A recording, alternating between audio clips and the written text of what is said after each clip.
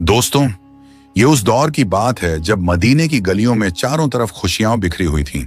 हर घर से रौनक और हर चेहरे से सुकून झलक रहा था। लेकिन इन्हीं रोशन गलियों के बीच एक छोटा सा घर मौजूद था। एक ऐसा घर जहां दौलत की चमक नहीं बल्कि सब्र और शुक्र की रोशनी बसती थी। ये घर हजरत फातिमा रज़ियल्लाहु ताला अन्हा का था, अल्लाह के रसूल सल्लल्लाहु अलैहि वसल्लम की प्यारी बेटी, जिनका दिल तंगी में भी अल्लाह के शुक्र से लबरेज रहता। उस सुबह मदीने के आसमान पर एक अजीब सी खामोशी फैली हुई थी। हवाएं ठंडी थीं, लेकिन हजरत फातिमा रज़ियल्लाहु ताला के घर का सन्नाटा कुछ और ही कहानी बयां कर रहा था।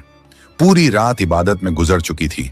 सजदे की मिट्टी अब भी उनकी पेशानी पर जैसे नूर बिखेर रही थी। सुबह उठी तो उन्होंने देखा कि घर में खाने का एक दाना तक मौजूद ना था। सिर्फ एक प्याले में थोड़ा सा पानी रखा हुआ था। उन्होंने वो पानी उठाया, बिस्मिल्लाह कहा और धीरे से पी लिया।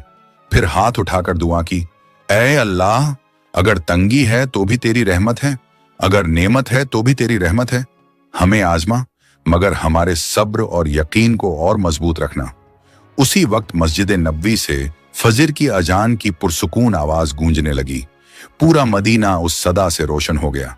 हजरत अली रज़ियल्लाहु अन्हु और हजरत फातिमा रज़ियल्लाहु ताला अन्हा ने उठकर वुजू किया और साथ में नमाज अदा की। सजदे में उनकी आंखों से आंसू टपक रहे थे। एक तरफ तंगी का आलम था, दूसरी तरफ दिलों में अल्लाह पर यकीन की रोशनी। नमाज मुकम्मल होने के बाद हजरत अली ने हजरत फातिमा की तरफ देखा और फरमाया, फातिमा, मैं काम की तलाश में जा रहा हूं, अल्लाह से दुआ करना कि मेरी मेहनत कबूल हो जाए। हजरत फातिमा ने सर झुकाकर फरमाया, आप फिक्र ना करें, अल्लाह कभी मेहनती को मायूस नहीं करता। जाइए, इंशाअल्लाह आप रोजी लेकर ही लौटोगे। इतना कहकर हजरत अली धूप से तपते रेगिस्तान की तरफ निकल पड़े। नंगे पांव रेत उनके तलवों को जला रही थी, लेकिन दिल में सिर्फ यही ख्याल था कि बच्चों के लिए कुछ लेकर लौटना है। इधर घर में छोटे हसन और हुसैन अपनी अम्मी जान की तरफ देखकर मासूम आवाज में बोले, अम्मी जान, पेट में बहुत दर्द हो रहा है, हमें कुछ खाने को दीजिए ना। यह सुनकर हजरत फातिमा की आंखें भर आईं, लेकिन उन्होंने बच्चों को गले से लगाया और मुस्कुराते हुए फरमाया, मेरे शहजादों, दुनिया तो एक इम्तिहान है, सब्र करो, इंशाअल्लाह तुम्हारे अब्बा जान कुछ लेकर जरूर लौटेंगे।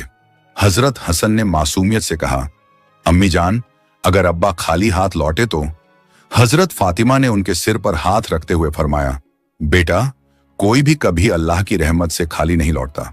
उधर हजरत अली रज़ियल्लाहु ताला अन्हु शहर की गलियों में रोजगार की तलाश में घूम रहे थे। उन्होंने एक सहाबी से अर्ज किया, भाई, अगर कोई काम हो तो मुझे बता दीजिए, मेरे घर के छोटे बच्चे भूख से परेशान हैं।